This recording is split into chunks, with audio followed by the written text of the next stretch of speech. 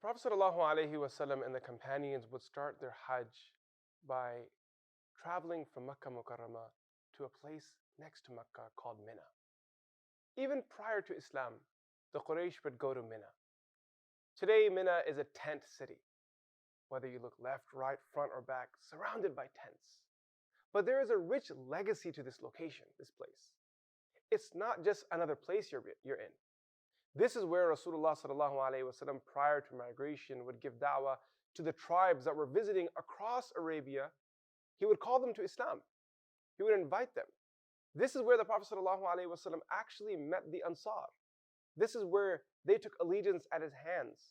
This is where they invited him to Medina Munawwara.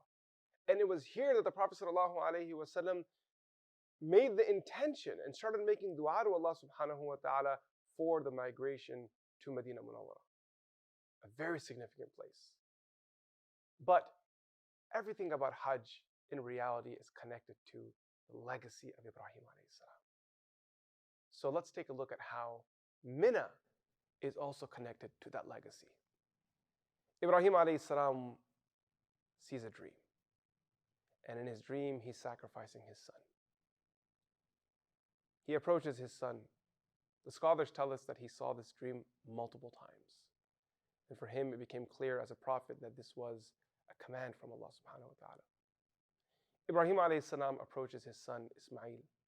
And he says to him that, I saw a dream that I was sacrificing you. So what's your opinion?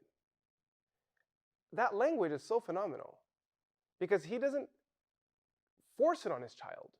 He doesn't tell him that I'm going to do this. The language is فَانْظُرْ مَاذَا تَرَى, see what your opinion is. Empowering his son, allowing his son to be a part of the decision-making process. Ismail alayhi salam says to his father, Ya abati fa'al ma tu'mar, O my father, do as you've been commanded. Satajiduni insha'Allah min as-sabirin, soon you will find me from the patient. Ibrahim alayhi salam takes his son by the hand and he's on his way to sacrificing his son. Again, such a difficult task.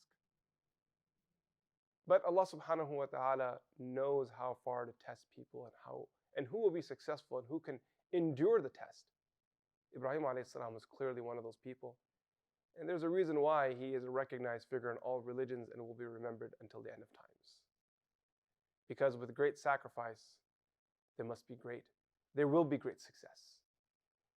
Ibrahim alayhi salam is taking his son and Shaitan repeatedly comes and tries to dissuade him from fulfilling this act. And every time Ibrahim alayhi salam picks up some pebbles and he casts them at Shaitan, and Shaitan dispels and he disappears. Finally, Ibrahim alayhi salam takes his son, lies him face down, and is ready to sacrifice him. Allah subhanahu wa ta'ala sends an animal from the heavens, and the animal is sacrificed in place of Ismail alayhi salam. The story of Mina is the story of facing Shaitan and facing temptations. The story of Mina is not just casting stones at a pillar. In reality, you're casting stones at every call, every whisper that is trying to pull you away from Allah subhanahu wa ta'ala. The story of Mina is victory of Iman over the traps of Shaitan. May Allah subhanahu wa ta'ala bless us, guide us, protect us from the traps of Shaitan, and grant us those victories wherever we are in the world, and allow us to stand in Mina and fulfill Hajj ourselves as well. Assalamu alaikum wa rahmatullahi wa barakatuh.